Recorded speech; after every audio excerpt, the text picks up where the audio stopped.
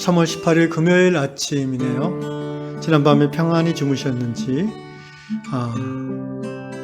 오늘도 하나님의 사랑 안에서 마음껏 자유하며 또 기뻐하며 삶의 어려움과 힘듦이 있다 할지라도 기도와 말씀 안에서 이겨나가는 하루가 되시기를 축원합니다. 기도합시다. 사랑이 풍성하신 우리 하나님 아버지, 새로운 하루를 주심을 감사드립니다. 오늘 하루도 몸이 살아있고 신앙이 살아있고 또 사랑하는 사람들이 함께 있고 여러가지 코로나로 인해서 여전히 불편하지만 함께 예배드리며 교제하는 신앙의 공동체가 우리에게 주어진 것을 인하여 감사를 드립니다. 아버지 하나님, 교회가, 그리스도의 몸된 교회가 지난 3년 가까이 하나님의 사랑 안에서 제대로 모이지 못하는 힘든 시절을 겪고 있습니다. 주님, 이제 이 어려움의 때가 하나님의 은혜 안에서 끝나가도록 인도하여 주시옵소서. 우리 요한 공동체가 다시 말씀을 중심에 두고 예배와 또 사귐으로, 성경 공부로, 훈련으로 모이기에 힘쓰는 그런 하나님을 기쁘시게 하는 교회 되게 하여 주시옵소서. 우리의 젊은이들을 다시 모아 주시옵소서. 그렇게 이끌어 주실 줄로 믿습니다. 감사합니다. 예수님의 이름으로 기도합니다. 아멘. 찬송가 202장입니다. 하나님 아버지 주신 책은 귀하고 중하신 말씀일세. 기쁘고 반가운 말씀 중에 날 사랑한단 말 참 좋도다. 주께서 나를 사랑하니 즐겁고도 즐겁도다. 주께서 나를 사랑하니 나는 참 기쁘다. 구속의 은혜를 저버리고 어긋난 딴 길로 가다가도 예수의 사랑만 생각하며 곧 다시 예수께 돌아오리. 주께서 나를 사랑하니 즐겁고도 즐겁도다. 주께서 나를 사랑하니 나는 참 기쁘다. 5절 주 예수 날 사랑하시오니 마귀가 놀라서 물러가네. 주 나를 이렇게 사랑하니 그 사랑 어떻게 보답할까. 주께서 나를 사랑하니 즐겁고도 즐겁도다. 주께서 나를 사랑하니 나는 참 기쁘다.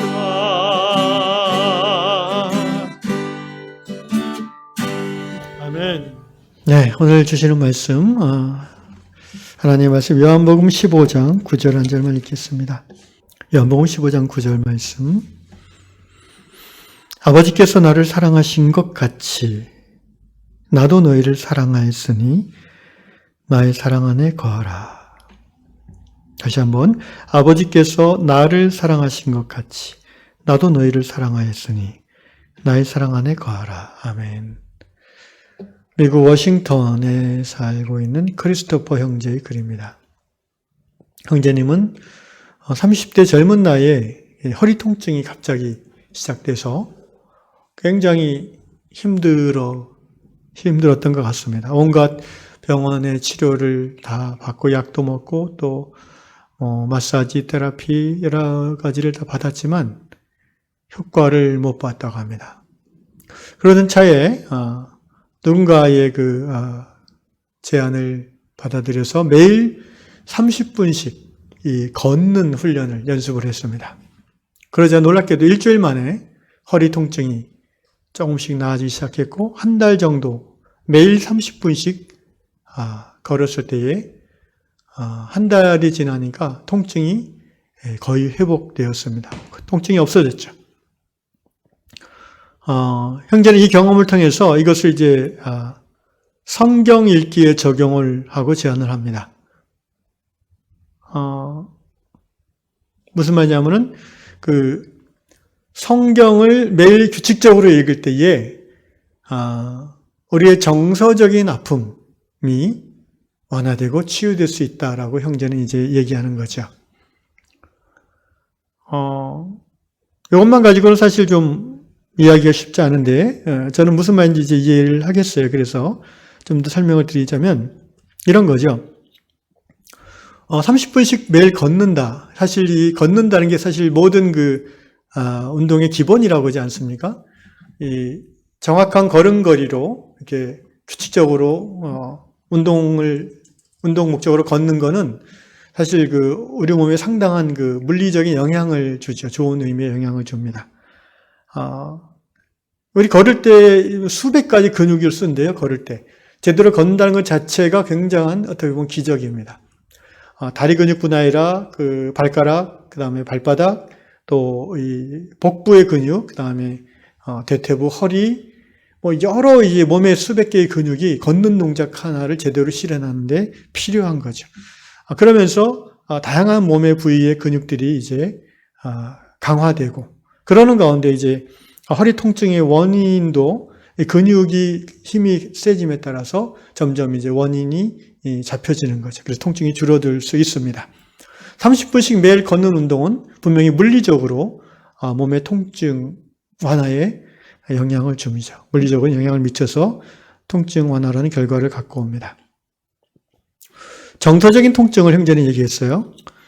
사실 우리가 일상생활 중에 이제 육체적인 통증도 가끔 이제 병에 걸리거나 다치면 겪지만 사실은 마음의 통증을 어떻게 보면 더 자주 겪는 것 같아요.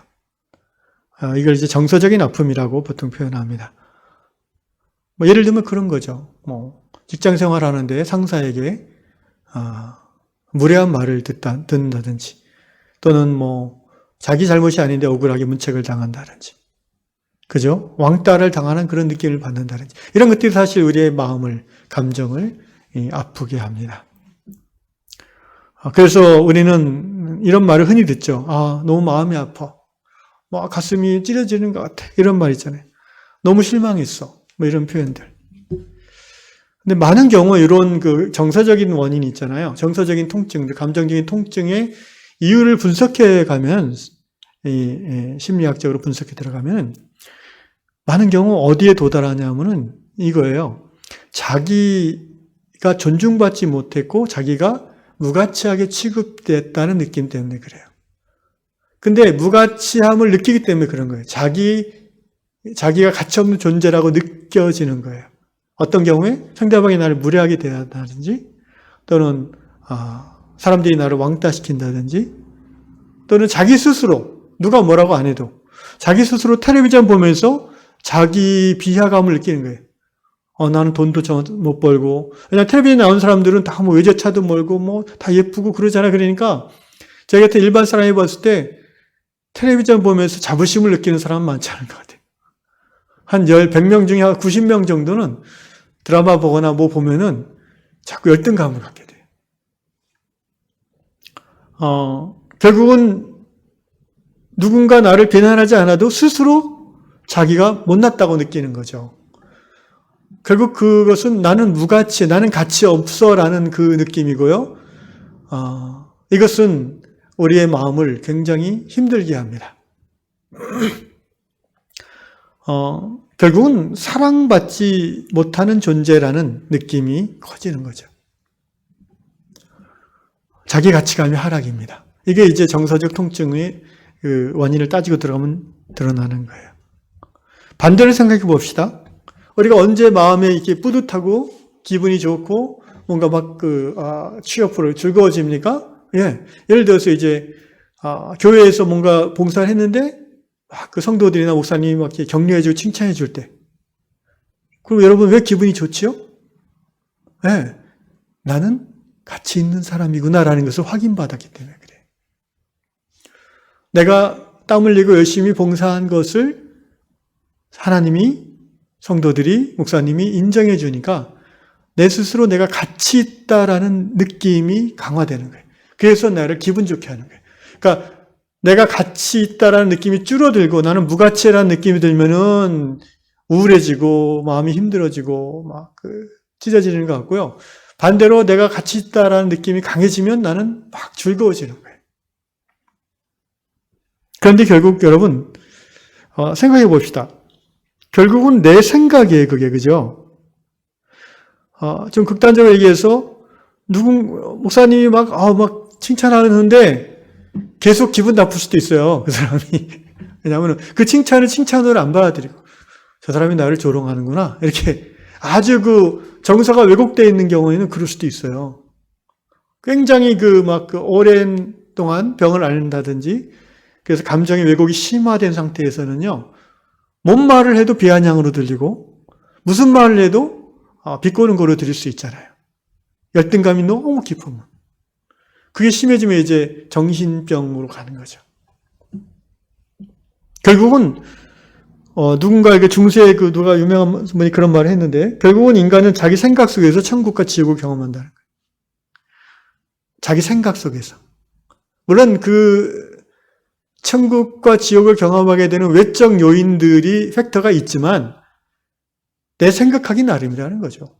누군가 나를 왕따시키고 이유 없이 비난해도 그런 느낌이, 자기 가치관이 떨어진 느낌이 들지만 그럼에도 불구하고 내가 하나님을 바라보고 하나님 안에서 너는 나의 사랑하는 딸, 아들이야 라는 그 음성을 듣는다면 나는 바로 회복될 수 있는 거죠.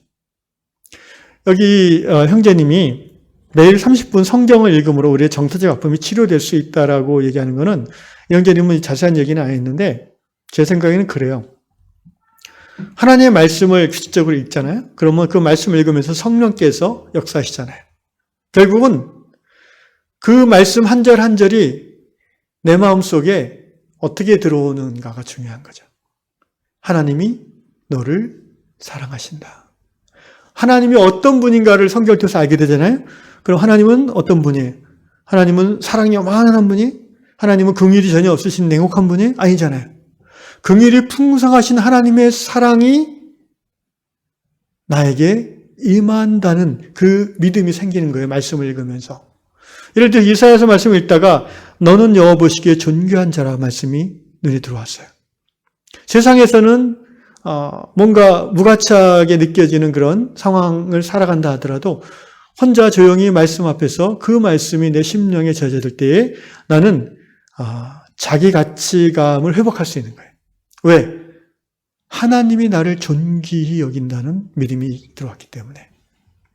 그래서 말씀을 규칙적으로 읽고 묵상하고 성령의 음성을 듣는 중에 결국은 나는 살아날 수 있는 거예요. 왜냐하면 하나님의 말씀이 우리에게 생명을 주니까. 하나님 자신이 생명의 하나님이니까. 그런 의미에서 우리 형제님이 말씀을 규칙적으로 읽으면은 정서적인 아픔이 치료될 수 있다고 얘기한다고 저는 생각이 들었습니다. 그래서 오늘 본문 말씀이 떠올랐어요. 요한복음 15장 9절, 아버지께서 나를 사랑하신 것 같이 나도 너희를 사랑하였으니 나의 사랑 안에 거하라. 여러분, 사랑 안에 거한다는 건 뭐예요? 내가 그분의 사랑을 계속 받는 존재라는 자각을 갖고 있는 거잖아요.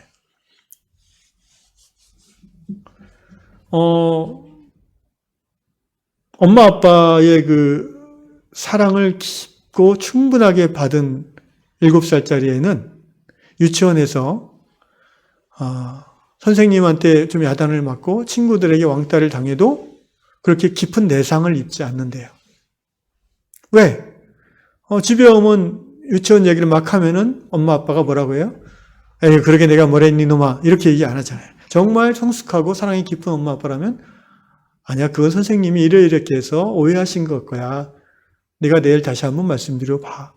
너는 엄마 보기에 얼마나 훌륭한 딸인데 너는 하나님이 사랑하는 존재야. 뭐 이렇게 그럼 그 말 들으면 다시 이제 자기 가치감이 싹 올라오는 거죠. 그래서 하나님의 사랑 안에 거하는 것이 성도가 정말 생명을 누리는 첩경이라는 거예요. 아무리 죄악된 세상을 살아가면서 아무리 비난받고 또 오해받고 힘들어서 가치감이 하락된 상태지만 예수의 사랑 안에 우리가 늘 거할 수 있다면, 그러니까 상처를 안 받는 건 아니에요. 가치감이 떨어지지 않는 건 아니에요. 떨어져요, 외적 요인에 의해서. 그런데 주의 사랑 안에 거하는 자는 금방 다시 올라온다. 마치 이런 거죠. 우리가 죄를 안 지는 게 아니라 죄를 져요. 그러나 하나님의 사랑 안에 거하면 다시 금방 회개하고 더 거룩한 삶을 한 걸음 나아가게 되는 거죠. 이 세상에 사는 동안은 이것이 최선의 방법이에요. 하나님의 사랑 안에 거하는 것 말입니다. 규칙적인 운동이 몸의 통증을 완화하고 건강하게 몸을 만들어주는 것처럼 규칙적으로, 정규적으로 또는 깊이 하나님의 사랑 안에 거하는 것, 말씀을 통해서든지 기도를 통해서든지 찬양을 통해서든지 그 사랑 안에 거함이 우리의 영혼과 우리의 감정을 건강하게 회복시켜주는 줄로 믿습니다. 이 아침에 하나님 아버지의 사랑 안에 깊이 거하는 기도 시간 되시기를 축원합니다. 아버지 감사합니다. 오늘도 하나님이 우리를 사랑하시되 이 모습 그대로 받아주시고 격려해 주시고 우리를 하여금 다시 시작할 수 있도록 힘을 주시는, 우리가 정말 하나님 안에서 가치 있는 성도임을 깨닫게 해주시는 그 하나님의 사랑이 이 시간에도 우리와 함께하는 줄로 믿습니다. 사랑하는 유양의 모든 성도들, 이 아침에 하나님 그 마음 깊은 곳에 말씀을 듣고 기도하는 중에 너는 나의 사랑하는 딸, 사랑하는 아들, 나의 존귀한 자이다라고 주님 말씀해 주시옵소서. 감사하며 예수님의 이름으로 기도합니다. 아멘.